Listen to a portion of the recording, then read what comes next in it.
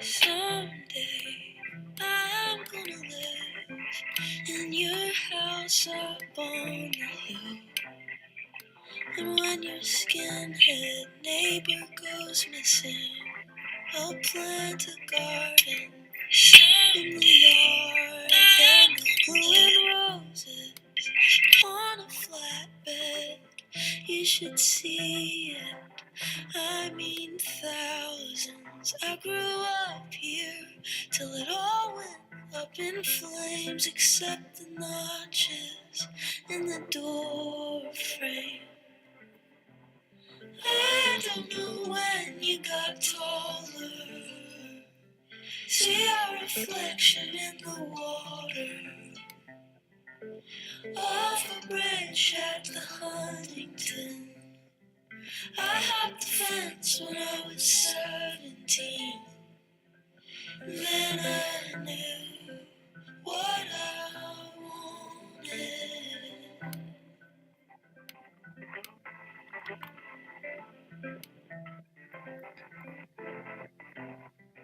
And when I grow up, I'm gonna look up from my phone and see my life.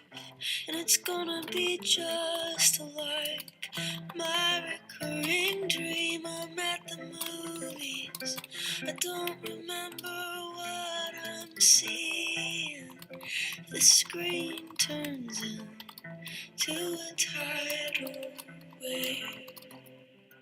Then it's a dorm room, like a hedge maze. And when I find you, you touch my leg, and I insist.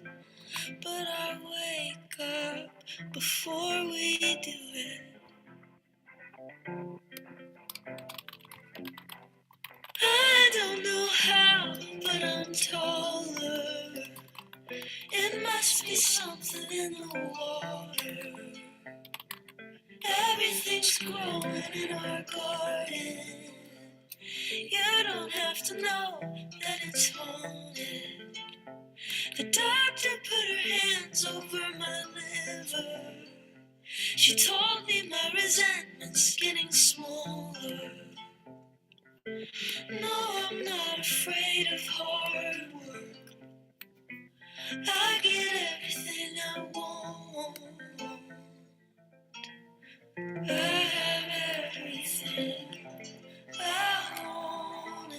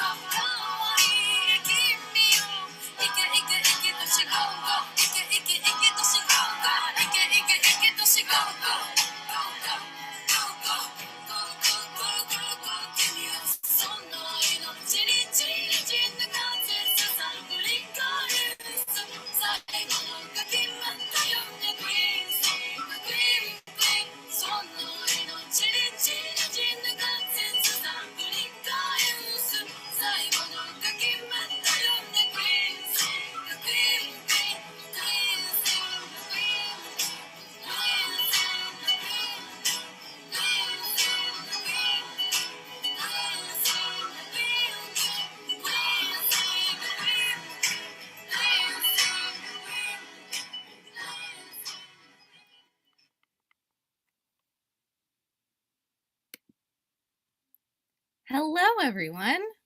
Welcome to our next installment of ConvoCahoots with Wallis, Caldoza. Welcome, everyone. Thank you so much for tuning in live on YouTube. This is so exciting. We haven't done one of these since December, so we really appreciate everyone being online with us today. So before I welcome Wallis and Kemi to the conversation, I just have some few things to discuss and say before we dive on in. So for any of you that don't know who I am, I'm Lisa Alves, the managing producer at Cahoots Theater. Thank you so much for tuning in again for our fourth installment of ConvoCahoots. This is a conversation series for our community to get to know the artists we work with. And tonight there will be permanent captions powered by Rev, so you won't have the choice to hide them. You will only have the choice to see them. But we will be putting on more accurate captions once we release the recorded version of this conversation. If you are watching live tonight, you have the benefit of using the live chats, which should be on the right side of the video or below, depending on how you're watching this on YouTube.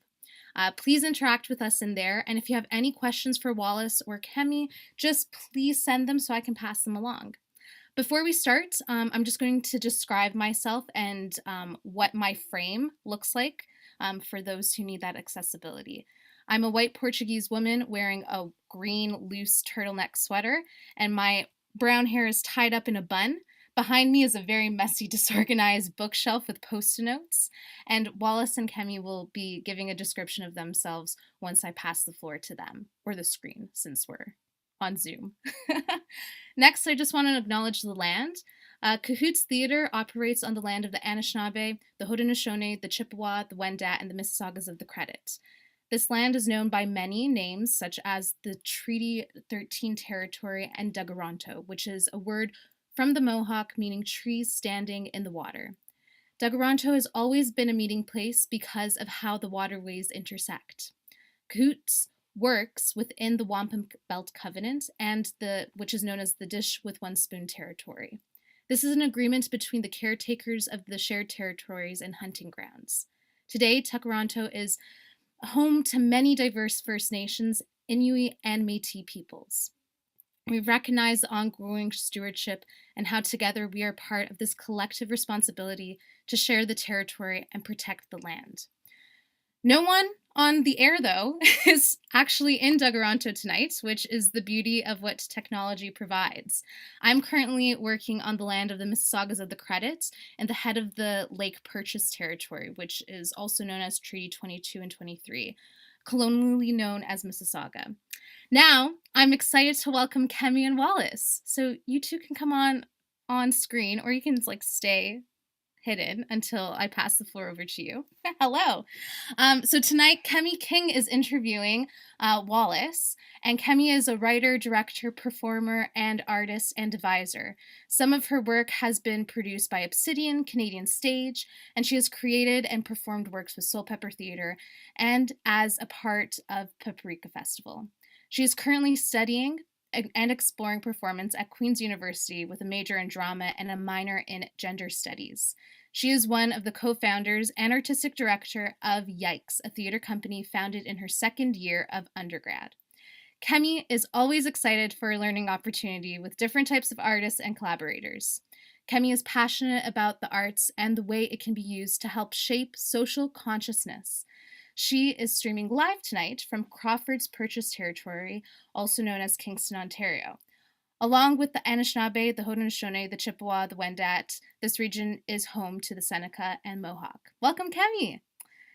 Now I'm going to introduce Wallis, who is Cahoots Theatre's co-dramaturge for the Hot House Lift-Off Playwrights Unit. Wallis Caldoza studies quotidian, is that how you pronounce it, Wallis? Dramaturgy, which I really am excited to know more about. If that doesn't come up in this conversation, I want to have a conversation with you about it. And so this dramaturgy she's studying as a second-year PhD student at OISE U of T. Her institutional recognition in the form of listening and acknowledgement practices that naturalize white hegemony. I can't speak tonight, thank you. And construct Black and Indigenous scholars and scholarship as devalued others. Selected credits include Driftwood Theatre, Royal Central School of Speech and Drama, Queen's University, and the Young Company, to name just a few. Wallis also holds an MA with distinction from RCSSD for Theatre Criticism and Dramaturgy, and a BAH from Queen's University. Wallis is working and living on the traditional territories of the Mississauga of the Hiawatha First Nation, the Mississauga Ojibwe people of Curve Lake First Nation, and Mississauga Ojibwe Anishinaabe people of Alderville First Nation. Thank you both for being here tonight. So I'm just going to pass it over to you. Please remember to unmute yourself, as the saying goes in the Zoom world. Have fun. Thank you so much. Awesome. I think we're just going to first start with a physical description. So as you said, this is Kemi speaking. I am a Black woman. I have twists in my hair, extensions, and they're like really light brown. You can see my roots that are Black. I am wearing a green turtleneck that is tight-fitting, and behind me you can see the chair that I'm sitting on and a summery colored mural, I think they're called. Yep. And this is Wallis speaking. I am a brown Trinidadian Filipino woman, and I normally have quite dark hair, but I got sad over lockdown and bleached some of it. So there's some bleached bits in the front here, hanging on for dear life. I'm wearing a blue sweater given to me by one of my best friends, and I'm sitting at my dining table, kind of a weird golden light thing happening, and behind me I've got, I believe they're called Monstera plants. So there's these huge, like thick leaf green plants. And I don't know much about plants, but I have great respect for what you do. That is fantastic. Thank you so much, Wallis. First, we want to be good to Lisa and dive into your thesis. Can you tell us about quotidian dramaturgy? Ooh. Yeah, I can. I can try. I will try. To preface, like, we're all still doing that, like, haha tittering thing. And when someone's like, what is dramaturgy? I appreciate that. So that's where this is grounded. Um, I mean, I guess we should step back slightly in dramaturgy by itself, perhaps, before I get into the quotidian part of it. So dramaturgy, contested field. I would say that it's rooted somewhere in sociology and anthropology, performance studies, theater. It's kind of within that study of performance, the structures of it, asking questions. I think we've all heard the why here, why now ones. But it's essentially kind of critiquing the structures of, I'm saying traditionally, tongue in cheek, of traditionally theatrical pieces. So looking at how those are constructed and figuring out why they're constructed the way they are. What a lecture this is, Kemi. And then, so, I mean, I'm fascinated by it. It's just picking apart stories, right? And I think I've been asking questions. I'll back up slightly. Anyway, so that's dramaturgy. The quotidian part for the research that I'm doing right now, I'm very lucky to be working with my supervisor, Dr. Rosalind Hampton, who does kind of critical creative praxis in Black studies. So I'm relying on a lot of that genealogy as scholarship, but the quotidian dramaturgy, just to get back to that, I'm obsessed with the everyday. Maybe I'm just borderline nosy, okay? I think theater is wonderful, performance is awesome, culture, products, I don't know what to call it, they're artifacts, cool. But I sometimes am already overwhelmed by just the performances of the everyday life. And it's so, and I mean, I'm sure quotidian dramaturgy could be lifted and called maybe psychology, maybe maybe a different type of ethnography or study of people or culture, society. But I think there's something slightly different about quotidian dramaturgy in that it's working within performance terms that we I guess have been trained in, so thinking about characterization, thinking about setting, thinking about theatrical time, whatever that means. But I think the distinction that I'm trying to do or make, refine, I don't know, with the work right now is because it's like I said, as aforementioned, it's rooted in Black studies and also is tethered in, I think, Indigenous scholarship around land sovereignty, and maternal pedagogies and whatnot. Huge words, for what reason? Yeah, I think it's grounded in that. So I'm hoping moving with my community, my kin with this work, maybe we'll see something useful in quotidian dramaturgy, studying every day like that. Yeah. That's super boring. I mean, like you're like, it's boring, but I also feel like, I don't know, I think it's important to put emphasis in the everyday, which might make it less important, but I don't know, I think especially as marginalized people, we kind of need to remind ourselves that we are important and that our stories are relevant and if not relevant to others, at least relevant to ourselves. Absolutely. Yeah. Also, and I think it's because, I mean, I've been working with that kind of bell hooks term of othering. And Sarah Ahmed also talks about it, another scholar. But I think especially within recent years, and I'm saying recent years as lived experience terms, not just kind of, because I know the knowledge exists outside of it, but it's I've noticed a lot more of an uptick, or maybe I'm just more focused on it now, but the ways that those who are othered, especially under racial capitalism and neoliberalism, the big ones, marginalized folks, racialized folks, queer folks, it's funny how we become narrativized, even just naturally. You hear about, you think of public scripts like the news, etc. Just general circles that we exist in informal institutions. And it's funny to notice, in very real terms, how often we get slotted into these notions of counter narratives or alternative narrative. There's already a precedent there to talk about and honor our stories from our traditions, etc. In this counter way. So I think there's a lot there. Yeah, that's cool. Okay. Also speaking about the everyday, you talked to me one time very briefly about the dramaturgy of food. What is that? What does that even mean? Dramaturgy of food. Look, I talk about this all the time. So I'm in cohort with an amazing, she's a Black female lawyer, as she describes, and she's also a chef and she's also a mother, and she's also a community builder. And we talk, and so her studies is more about education law and mine's on dramaturgy, but we both, and this is where you come in, we love food. Oh my God. So it's like any excuse to theorize about food. Absolutely. So all that to say, I think you and I were talking about kind of what we're making.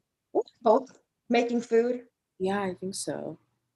And I think we were just talking about kind of like the performance of it and the way we share food and what food means in relation to kind of the theater that you make. Because I mean, I'm thinking a lot about kind of the theater that you've shared with me that you construct and kind of that gathering function that it has. And yeah, the dramaturgy of food is super important in it, right? Like, I would love for you to speak about that, but to give like a bit more context, being like dramaturgy of food.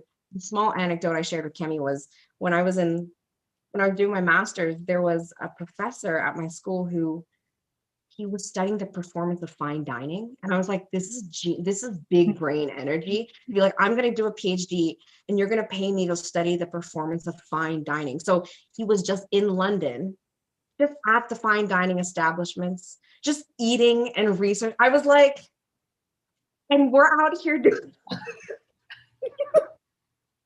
We're doing work. I'm okay. I'm not gonna talk about my piece, but I am going to talk about kind of like I read this article a while ago that was talking about how like food shares are such a big thing within like queer communities. I think because of like food sharing and like family, and then like with queer folk and like chosen family, and then like how else do you kind of like sit and like bond and speak with one another, and just thinking about that in terms of like theater and like how theater is also this, being in space and eating. You can eat in theater, but not always. But to like just be in space and like you mean over a particular moment in time, and how that moment in time is not always going to be the same because it's dependent on who's there at what particular moment. Yeah. And I'm just thinking about like the intersections between queerness and not theater inherently, because I think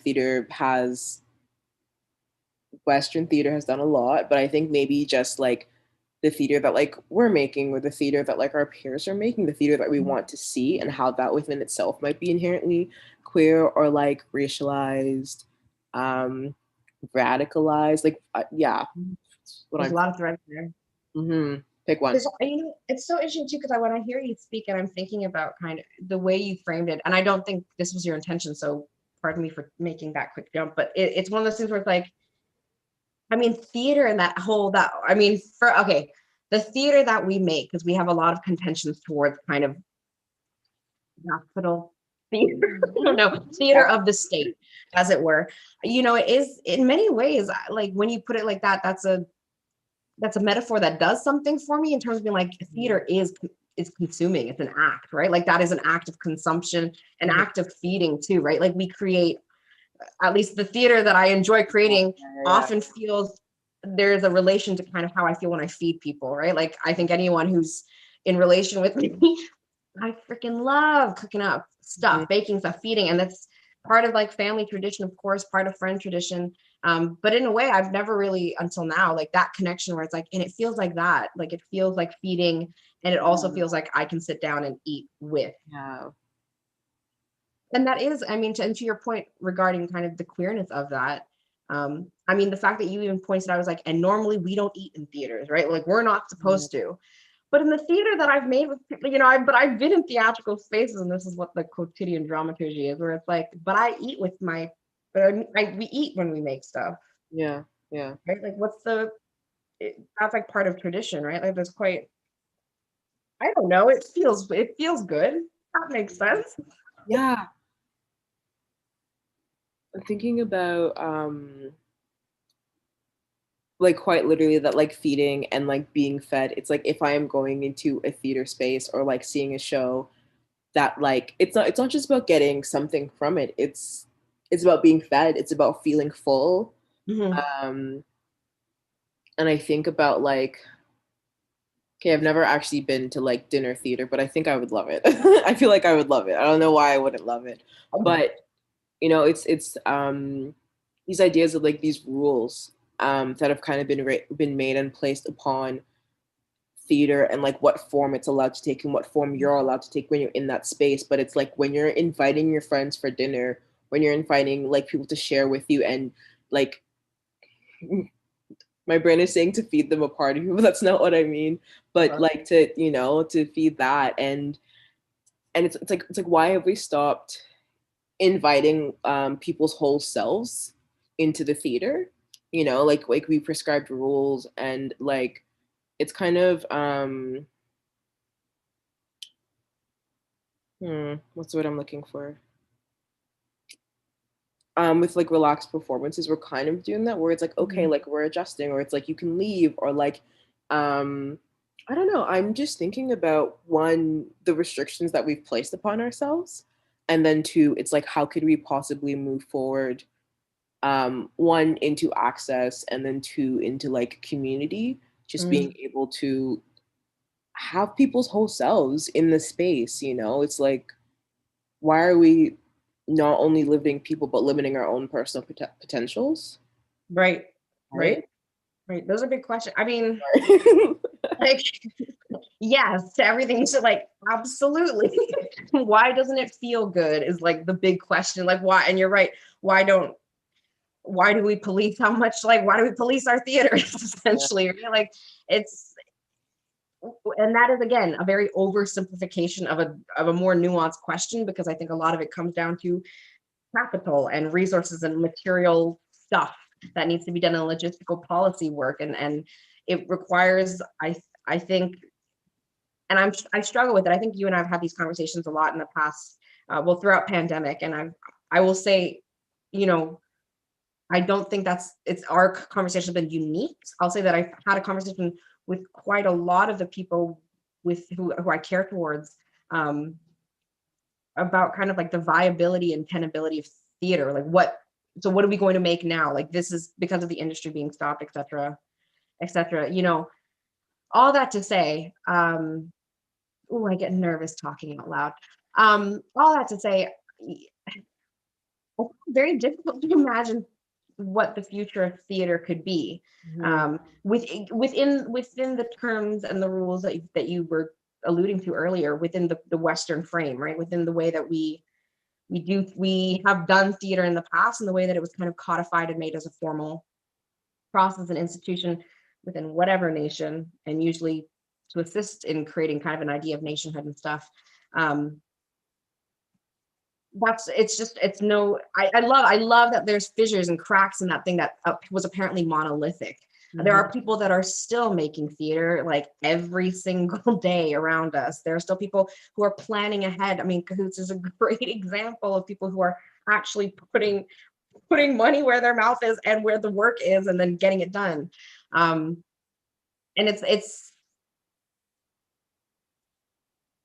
I think I was talking to Mo the other day, and I think we were talking, actually you, myself, and Lisa and Tanisha were talking about like letting certain things die, essentially, right? And I wonder how that fits. I mean, I don't really wonder how that fits in the conversation. It fits in the conversation. Yeah. But you know, we're jumping from like feeding to dying to you know, whatever it is.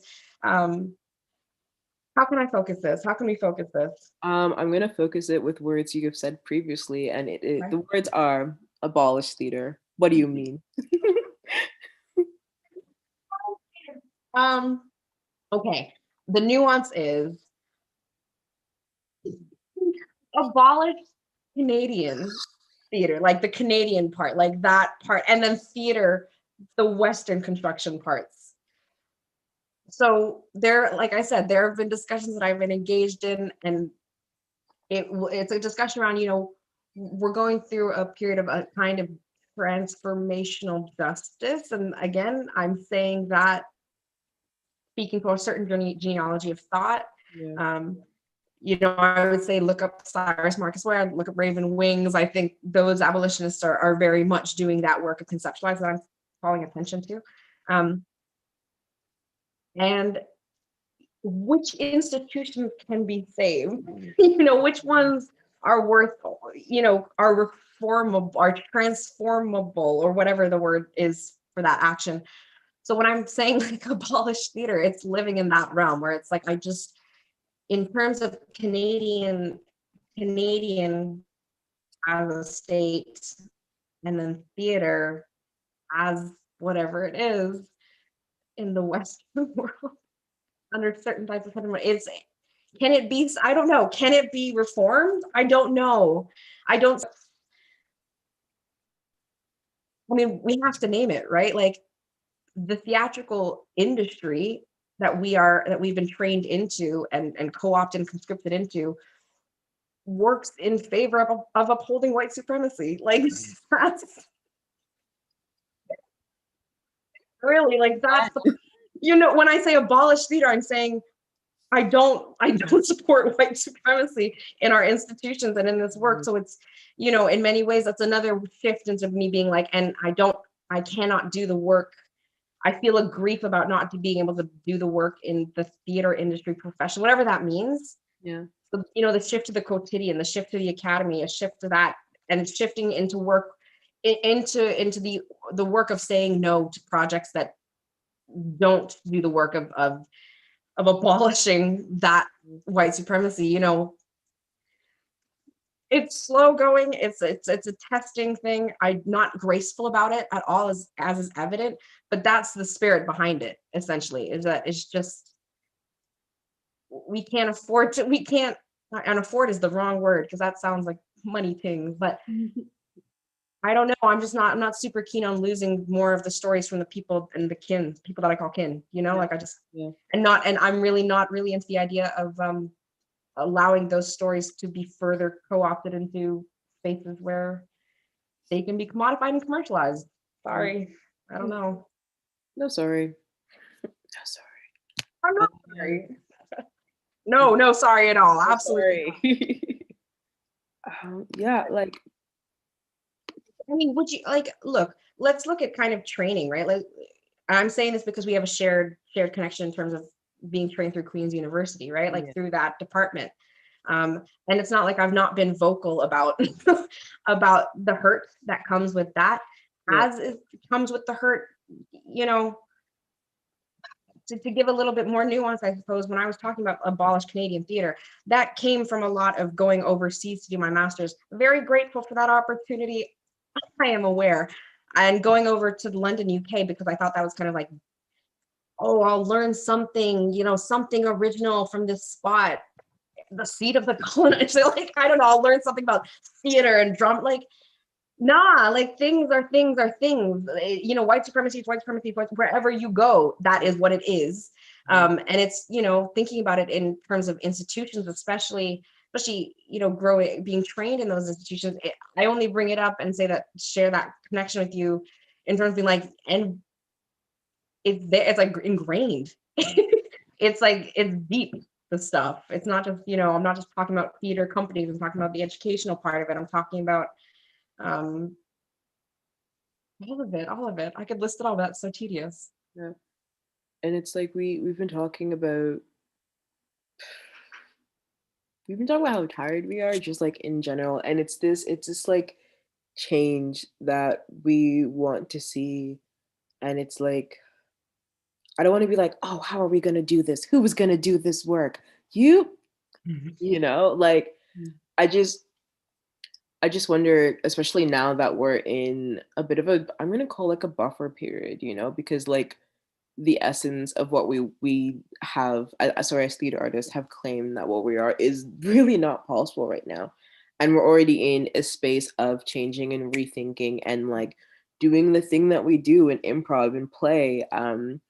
And one of my professors, Kelsey Jacobson, she says that likely that when things are, we're able to be in person again, theaters are probably going to go back to the classics, go back to, what they know is safe. But like, that safety isn't our safety, that safety isn't our stories, isn't our words. And then I don't think there's an answer to this. I'm just kind of thinking out loud, but and then it's like the worries of BIPOC and like equitable theaters, like what we're doing now and then where we're going to be after. And it's like the theaters that should share the wealth or should go are still going to be here, and then like what